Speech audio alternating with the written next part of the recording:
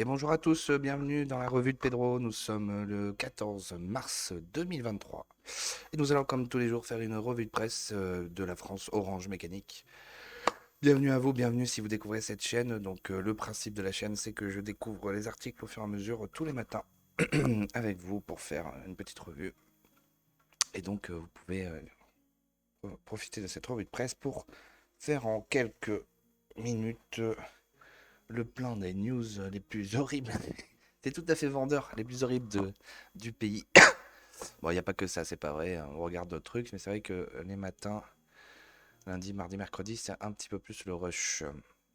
Et donc ce matin, on va être parti pour faire donc notre petite revue de presse. N'hésitez pas à vous abonner, à liker, à aimer et à commenter pour pouvoir me soutenir.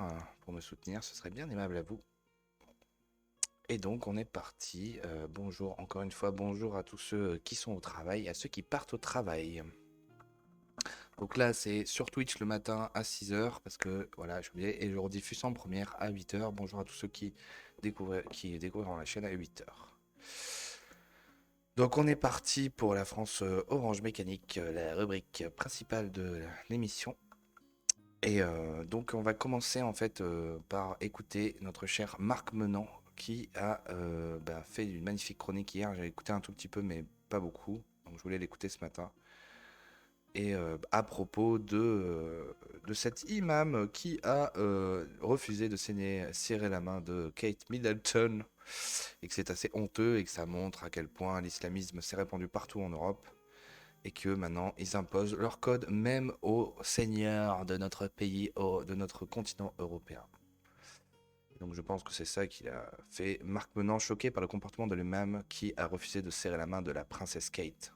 Celui qui est le représentant d'une culture étrangère impose sa façon d'exister, sa loi religieuse, comme si nous n'existions pas. Donc écoutons. Et celui, Irréconciliable. ce qui est étonnant, c'est que la princesse fasse un geste et celui qui est porteur d'une culture étrangère impose sa façon d'exister, impose ses propres coutumes, impose sa loi religieuse. C'est-à-dire que soudain, Je pense que beaucoup vont partager ça parce qu'ils commencent déjà par parler de culture étrangère. Attention, le fascisme est en cure. Ben oui, c'est une culture étrangère, la culture islamique. Ce n'est pas une culture européenne. Bien que tous les gauchistes n'ont toujours pas compris ça. Et surtout de l'imposer de cette manière-là, les gros barbus qui serrent pas la main des femmes en robe. Tout le bordel, tout le délire, la voilà, l'arabe et tout machin, tout ça, c'est voilà. Ils nous la mettent bien profond. Et allez voir les informations de Florence Beckler. C'est dur à retenir son nom et vous comprendrez ce qui se passe en Europe. on balaye quoi? La coutume de politesse telle qu'elle existe dans l'ensemble de l'Occident. Vous n'existez pas, je me moque de vos façons de vous comporter dorénavant. Il vous faudra tenir compte de notre manière à nous d'avoir une gestion des femmes. Parce qu'on peut parler de gestion des femmes, on n'est plus dans l'égalité homme-femme, ce qui se revendique au quotidien si fortement de la part des uns et des autres. Et pour autant, qui en a parlé là? Ça n'offusque personne. C'est anodin. Voilà, Vous avez... on regarde l'image encore, on voit la princesse Voilà. Middleton voilée. Quel outrage! C'est-à-dire que moi, j'oublie même qu'elle ait fait un effort. Bah alors Marc Menant, tu n'as pas compris encore que nos élites elles se couchent? Oui, parce que Bucket Middleton elle continue de sourire comme une... Enfin bon, je veux pas dire. Oui, non, mais vous m'avez snobé parce que je suis une femme et que je suis reine, enfin future reine, et voilà, c'est pas mal, pas mal, pas mal. C'est pas ça l'important. L'important, Ah, le fuck. c'est qu'une personne ne veuille pas reconnaître la façon dont en Occident on se comporte dans les codes de politesse. Ça va même plus loin que ça, puisque là, non seulement il y a ce rapport homme-femme, mais on dégrade la femme. C'est dire que chez nous, dans nos façons de nous comporter, la femme n'a pas à avoir la même considération. Alors là, c'est... Eh ben Marc Menant, toi tu comprends pas, chez nous, la femme c'est Satan, d'accord? Et elle sert juste à faire des enfants, d'accord? À bien s'occuper des enfants, parce que vous avez pas compris, vous êtes la dégénérescence, c'est tout, donc voilà. Donc t'as pas compris, c'est tout. formidable parce que ça m'a fait La femme, penser c'est Satan. à Jean-Luc Mélenchon. Jean-Luc Mélenchon, il est là, il est enchanté, il nous le clame, il dit oh là là, c'est formidable, la mixité culturelle. Vous vous rendez compte, on se mélange et tout le monde y gagne. La créolisation. La créolisation. Ouais, c'est extraordinaire. Alors là, elle gagne quoi la femme en l'occurrence? Elle gagne d'être dans la soumission, de baisser la tête devant l'homme. C'est ça l'avancée. C'est ça, soudain, la conquête, je dirais, contre ceux qui étaient les infâmes mâles blancs de la même Non, c'est une minorité, attention à ce que tu dis, putain. façon. Les néo-féministes qui sont là tous les jours à droite, regardez, c'est inadmissible, ce patriarcat, il faut les abattre, il faut qu'ils rentrent dans le rang, il faut qu'ils comprennent. Mais, et là, ils comprennent quoi?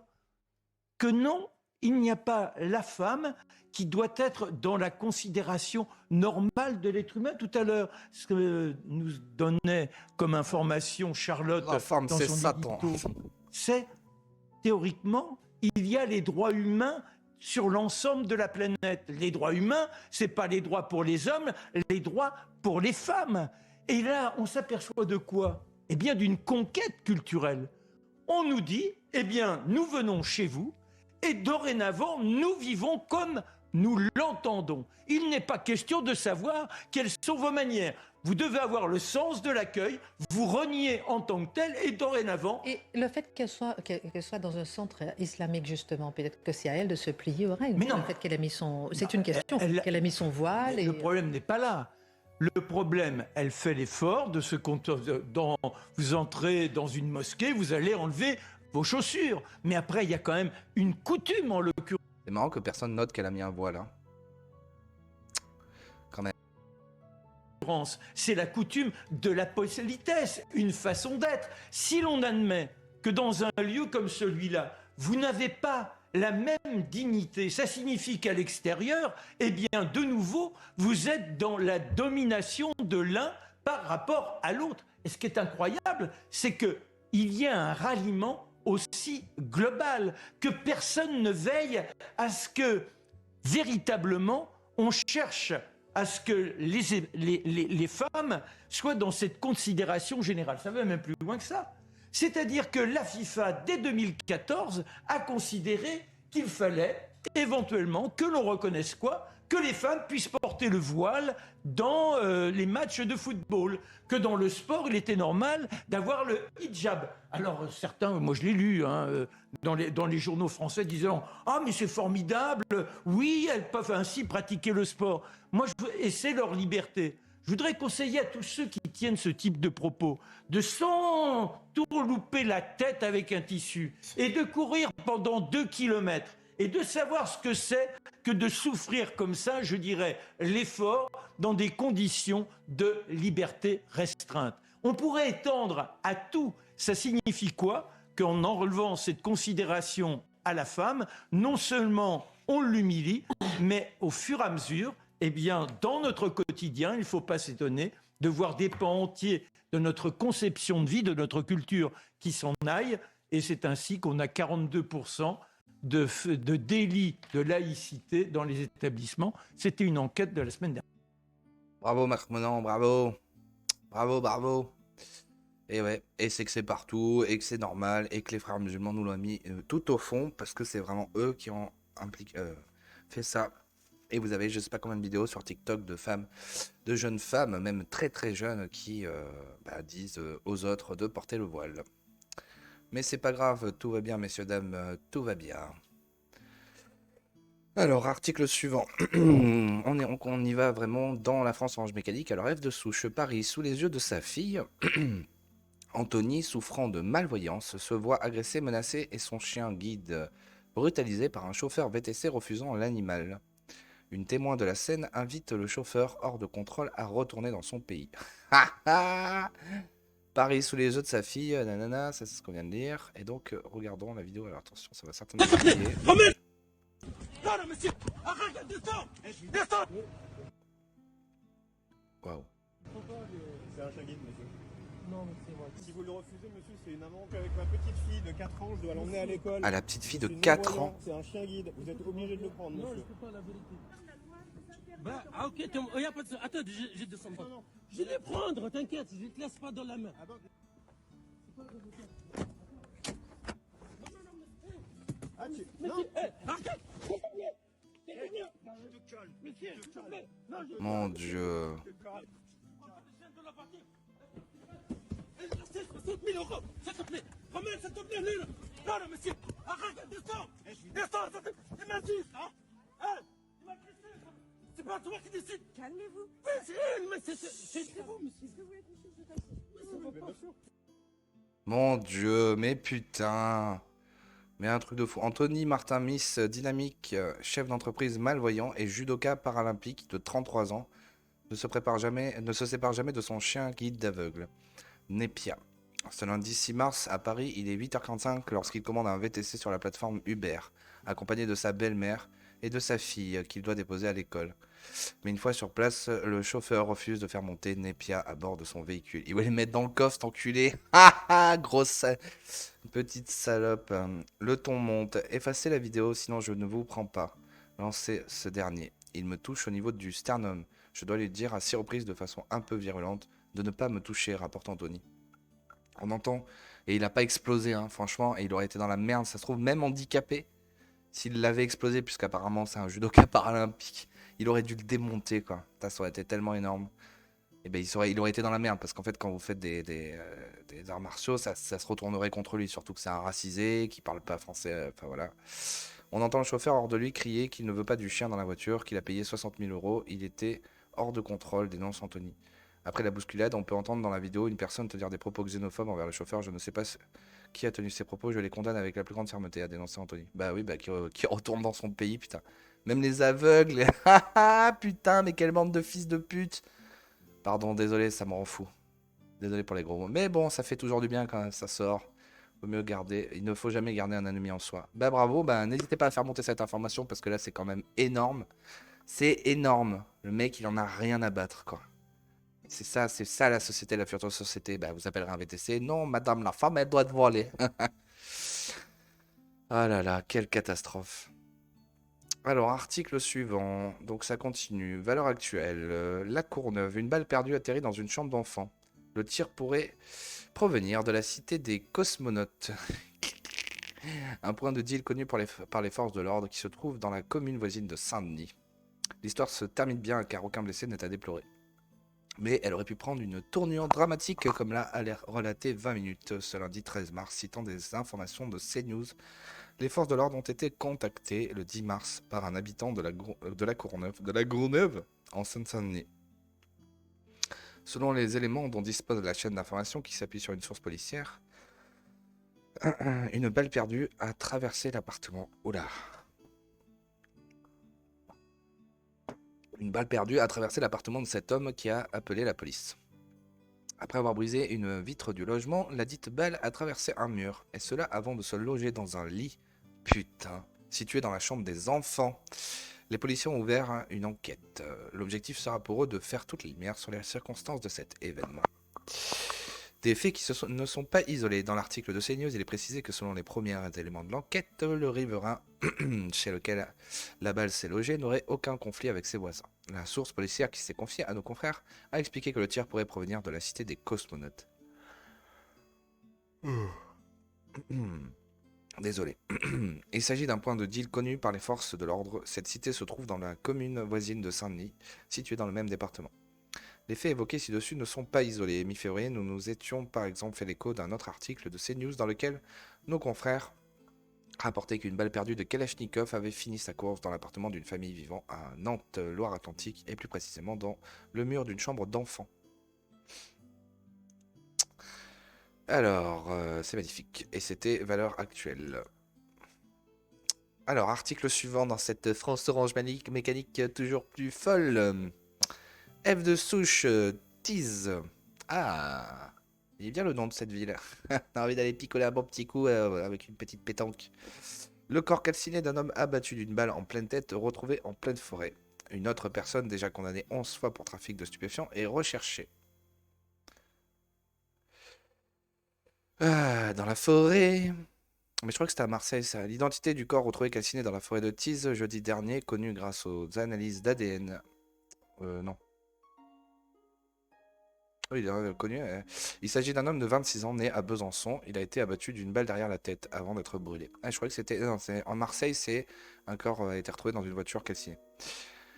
Un second jeune homme disparu est toujours recherché. Les investigations se poursuivent pour trouver un second garçon de 21 ans. Il est porté disparu depuis mercredi soir dernier, jour où il a été vu pour la dernière fois en compagnie de la victime. Tout laisse à penser qu'ils auraient été enlevés ensemble sur fond de trafic de drogue. Ce jeune, recherché depuis presque une semaine, est connu de la justice pour avoir été condamné 11 fois, notamment pour trafic de stupéfiants. Lors de la perquisition à son domicile, plusieurs signes de richesse extérieure ont été remarqués. Des signes incompatibles avec ses revenus proches du néant, selon le procureur de la République. France Bleu, merci à Turlututu. Oh, j'ai pas mis celui de Marseille en fait.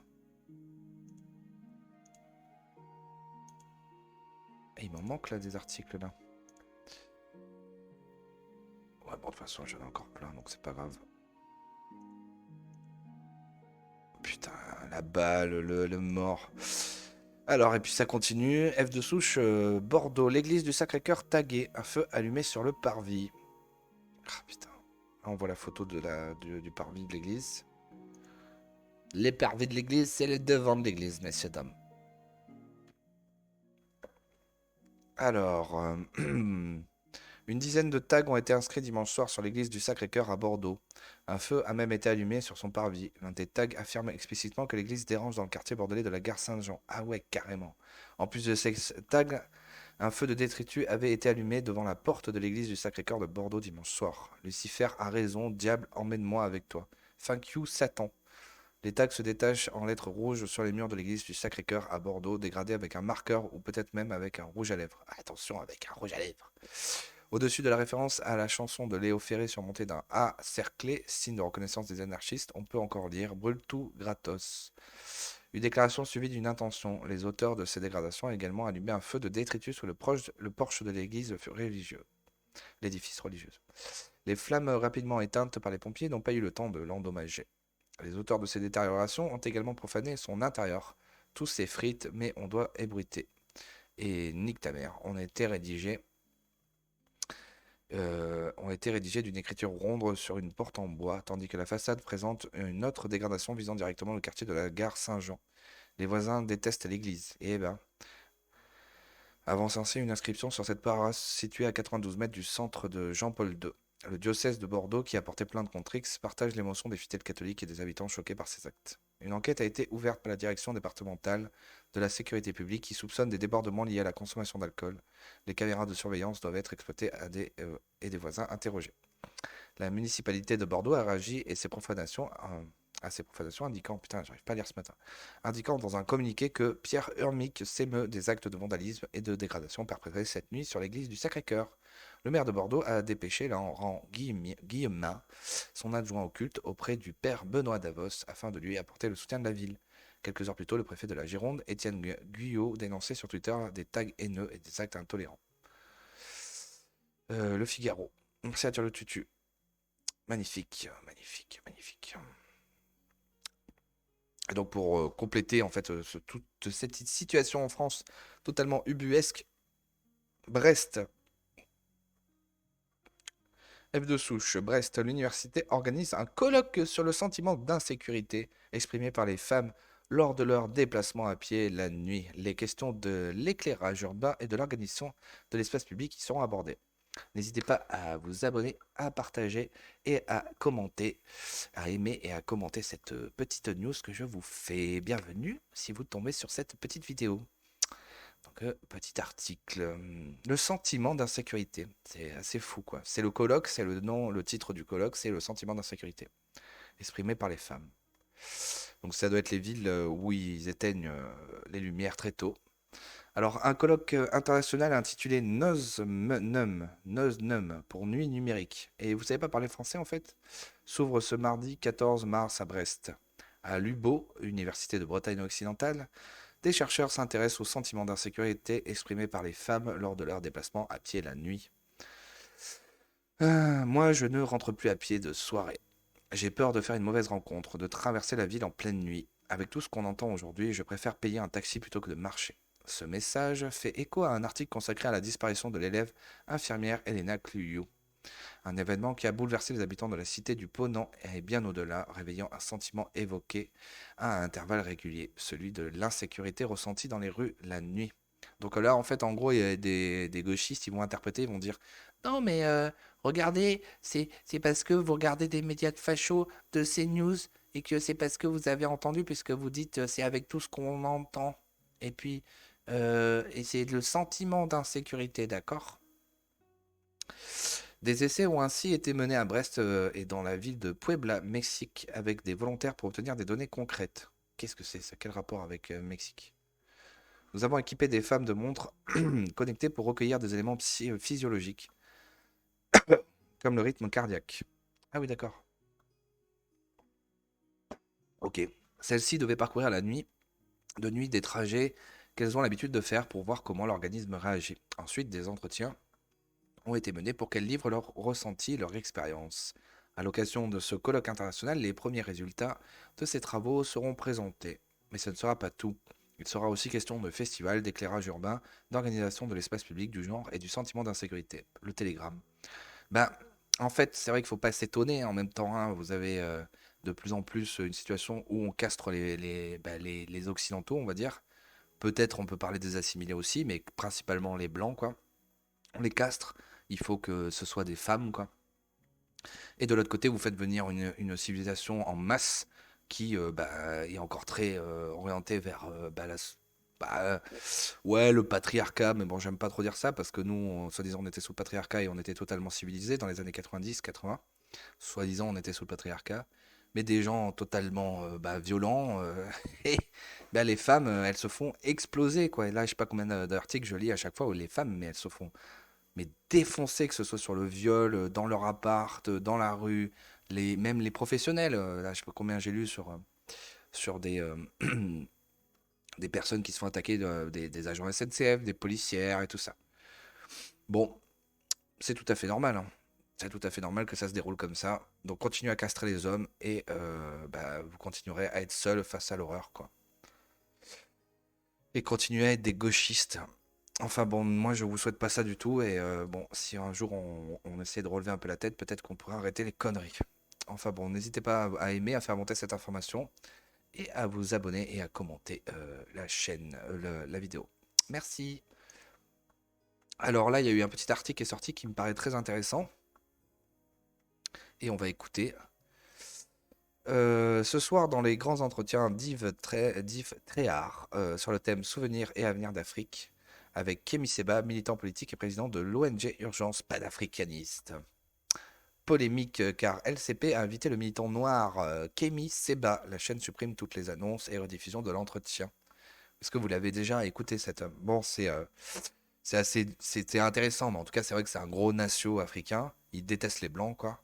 Au moins, lui, il se cache pas comme Diodo, hein, parce que Diodo, il fait l'africain, alors qu'en fait, il a encore, je sais pas combien de trucs en France. Bon, Kémy Séba, je crois qu'il a encore sa nationalité française et une partie de sa famille qui est en France. Je ne sais pas si c'est toujours le cas, mais c'était parce que je sais pas s'il a plusieurs femmes ou pas. Euh, mais en tout cas, ouais, il avait encore sa nationalité française pour pouvoir revenir, machin, tout ça. Et ça me fait toujours rire parce que Kémy Séba, alors là, il s'est un peu repris, mais ça me faisait toujours marrer parce que dans les interviews dans les pays d'Afrique, c'est juste pour montrer que c'est des mecs quand même, c'est un peu bizarre, quoi. Il était toujours habillé en costard vraiment à l'occidental, super classe comme il est là. Et en fait, dès qu'il se retrouvait, voilà, comme ça, dès qu'il se retrouvait en France, plusieurs fois en tout cas, il était habillé en africain, quoi, avec un boubou, machin, mort de rire, quoi. Cette blague, quoi. Bon, après, ce qu'il dit, voilà. On va écouter un peu. Donner de la visibilité à cet individu était responsable. Inviteriez-vous Dieudonné ou Soral? Bah pourquoi pas, parce que si on n'est pas des fils de pute comme toi. Ah, il a répondu.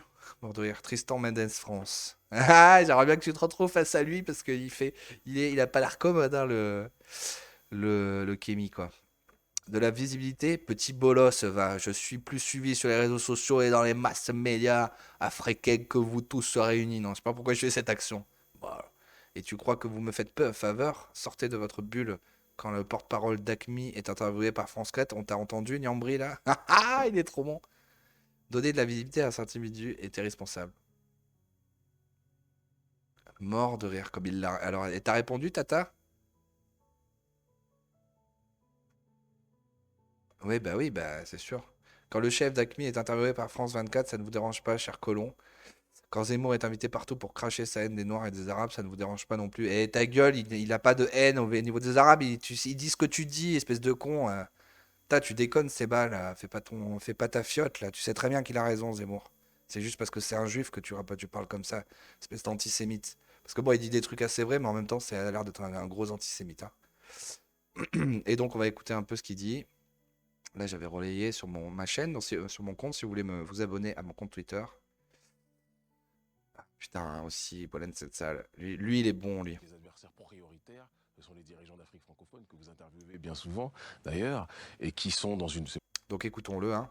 LCP, Yves Tréhard a réalisé l'interview de Kémy Seba. Là, il y a David Dobski aussi qui partage ça. Mon discours premier et mes adversaires prioritaires, ce sont les dirigeants d'Afrique francophone que vous interviewez bien souvent, d'ailleurs, et qui sont dans une... C'est votre travail, hein, je ne vous en veux pas, et qui sont dans une logique, quelque part, de détourner de manière systématique les deniers de l'État pour avoir leur vie de rêve que même... les plus grands mafieux siciliens ou américains n'avaient pas. Nous avons des dirigeants qui sont les plaies numéro 1 de nos populations. Vous les qualifieriez de mafieux? Ce sont des mafieux. Mon président, le président du Bénin, est un mafieux. Je suis plus proche, par exemple, de Cuba ou de l'Iran que je suis proche de la Russie et de la Turquie. Pour ce qui est de l'islamisme, votre gouvernement a une grosse responsabilité dans la montée de cet islamisme, puisque quand on fait assassiner Kadhafi, qui était un rempart à cet islamisme-là, qui déstabilise la il va assez bien. Ça chute, déstabilise. Évidemment, ça laisse tous les fous furieux venir essayer d'étendre leur influence. Mais il y a face à eux une montée aussi de ce souverainisme africain. En fonction du temps qui passe, en fonction du progrès qui se fait, le progrès qui nous est présenté par l'Occident, je suis désolé, mais ce n'est pas un progrès qui est valable pour tout le monde. Le progrès pour vous est peut-être une dégénérescence pour nous. La négritude de Senghor, c'est un fraternalisme que vous ne partagez pas. Bon, il avait même ce fraternalisme jusque dans son intimité la plus proche, puisque je crois que... Son épouse était française, normande. Française, normande. C'est son choix. Moi, je préfère la femme noire. Mais après, c'est une question de choix. Moi, il dit des choses. Qu'on le veuille ou pas, quand on va à l'extérieur, moi, je préfère la femme blanche, c'est que clair. vous soyez sud-africain, que vous soyez camerounais ou congolais ou autre, vous serez toujours considéré comme un nègre. Ça signifie beaucoup de choses. Mais pas quand vous êtes algérien ou tunisien. Ah, c'est sûr que quand vous êtes algérien ou tunisien, vous n'êtes pas considéré comme un nègre, mais vous pouvez être traité comme un sale arabe. L'esclavage, la traite orientale, a été une traite profondément négrophobe, raciste, violente. C'est un fait, un élément factuel. Il n'y a pas de tabou dessus. Je vais donner un exemple précis. De Gaulle, qui est un héros pour vous, est quelqu'un qui ne m'inspire aucun respect. Mais Napoléon Bonaparte, c'est un grand pour vous. Pour moi, c'est quelqu'un que je méprise à un degré qui dépasse l'entendement. Mais je ne me verrai pas faire des manifestations pour appeler à déboulonner la statue de Napoléon en France. C'est votre pays. Voilà. Au moins, il dit des choses, même si, bon, c'est un gros antisémite. Et puis aussi, il dira pas les choses sur le fait que les Noirs se détestent entre eux, comme les Blancs se sont détestés entre eux. Et que, par exemple, le massacre des Hutus et des Tutsis, bon, on sait très bien d'où ça vient. Et il y en a eu des dizaines comme ça. Mon discours premier. Et le truc que moi, j'aimerais bien savoir, c'est qu'est-ce que ce Seba pense de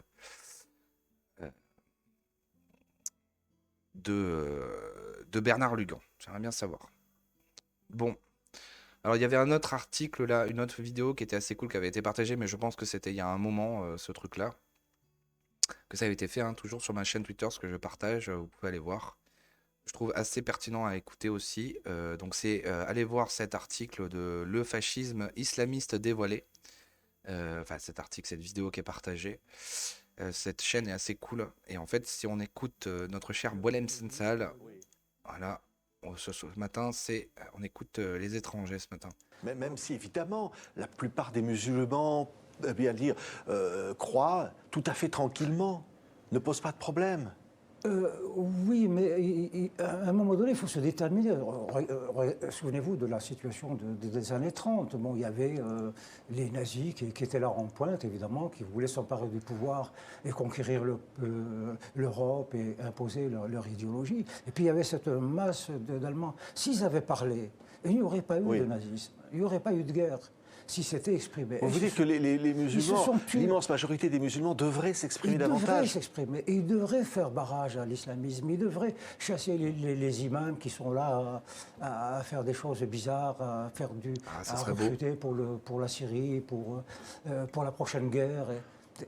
Ils devraient, et ça Oui. devient urgent, parce qu'on n'est pas loin de la bascule. C'est-à-dire, vous dites on n'est pas loin de la bascule, On n'est pas- c'est-à-dire Oui, parce que si on regarde la situation de l'Europe, il y a un épuisement. Voilà. Les Européens ne sont plus en mesure de lutter contre ce phénomène qu'ils ne comprennent pas, qui passe comme ça, comme l'humidité dans l'air. Vous dites, c'est une forme de lâcheté. Vous dites aussi ce mot-là. Oui, C'est vrai, hein, c'est ça. j'utilise des mots forts parce qu'il faut secouer. Oui, c'est de la lâcheté, voire pire que ça, c'est-à-dire qu'il y a des gens qui sont... L'acheter des Européens, des Occidentaux, à part les nations qui essaient de se battre, et l'acheter clairement des musulmans, quoi. Mais bon, c'est tendu, quoi. entrer dans un processus de soumission où on dit après tout on peut pas, après tout on peut rien contre ces choses-là, dis-le avec. Trouvons un nouvel équilibre. Ouais. D'où les discussions nombreuses et diverses et soutenues en très haut lieu. Révisons la laïcité, révisons la démocratie, qu'elle puisse permettre. Voilà. Et donc on va vers à la fois donc à droite il y a la conquête de l'énergie. Voilà, et une énorme détermination, et en face, il y a un système qui se délite, qui se ramollit. Oui, et qui- Donc voilà, n'hésitez pas à aimer, à partager et à vous abonner et à commenter cette vidéo. Donc ça a été pour montrer un peu ce qu'on ne voit jamais à la télé. C'est pas à France Inter que vous verrez ces deux-là, même s'il faut laisser parler tout le monde. Et il y a aussi, si vous allez sur mon compte, il y a aussi cette jeune fille le qui est populisme. assez intéressante. Voilà. Donc on a fini avec la France Orange Mécanique et on va terminer rapidement sur 2-3 articles assez intéressants. Alors, article F de souche, France 24 suspend 4 journalistes de sa chaîne arabe pour des messages antisémites. Et France 24, c'est vos sous, hein, je rappelle.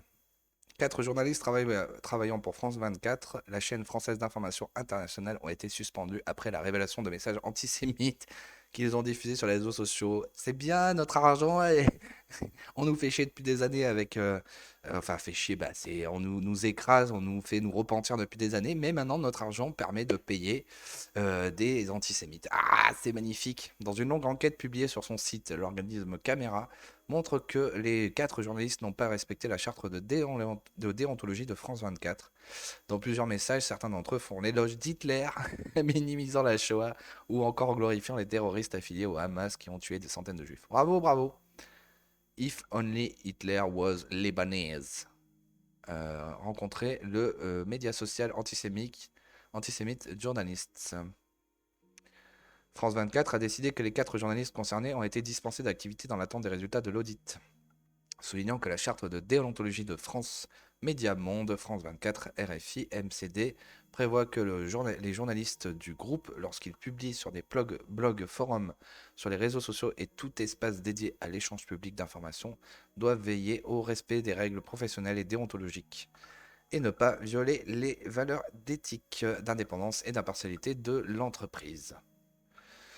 Cependant, Caméra révèle que la terminologie employée par le service arabe de France 24 ainsi qu'une partie de son contenu était sujet à polémique, avec notamment des erreurs factuelles que la rédaction a obstinément refusé de corriger. Notre nouvelle enquête révèle une haine pure et simple et une profonde arrogance, ce qui soulève de sérieuses inquiétudes au sujet des journalistes dont le salaire est payé par le contribuable français, explique Caméra sur son site. Following Camera Arabics exposé en faux exposé. On four anti-Semitic journalists working for France 24 on Netball Anglais is reporting that one of the 4, Leila Odeh, has been fired. Ah, c'est vraiment une femme en fait. Ah, c'est énorme. Putain, mais les femmes, elles s'y mettent à fond, quoi.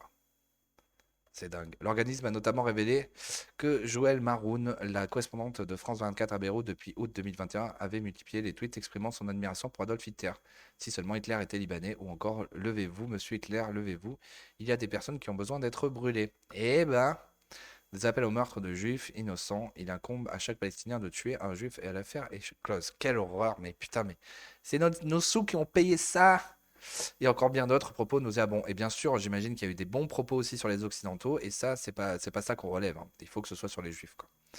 caméra a aussi visé la correspondante de France 24 à Jérusalem, Leila Odeh, qui couvre les affaires israéliennes et palestiniennes, l'accusant d'avoir longtemps laissé ses sentiments anti-israéliens imprégner sa couverture, ne respectant pas les normes journalistiques de base d'objectivité et d'exactitude. Alors que son frère a été un terroriste du Fatah tué lors d'un affrontement avec des soldats israéliens en 1970. Elle glorifie constamment les martyrs qui ont pris pour cible et tué des civils et qualifie la mort des terroristes de martyrs. I24 News, donc Israël 24.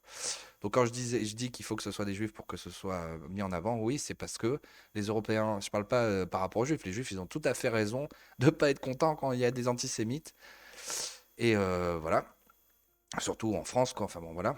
Et c'est surtout les Français, les Blancs, les Européens qui ne font rien quand on écrase leur civilisation, quand on veut les tuer, quand on appelle au meurtre, quand voilà, tout ça.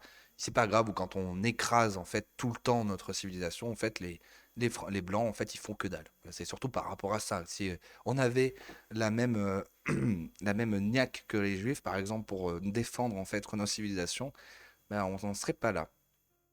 Enfin bon, n'hésitez pas à aimer, à partager et à commenter surtout cette information qui est quand même assez incroyable, quoi. On paye pour ça. Et on va terminer en fait sur un article assez important.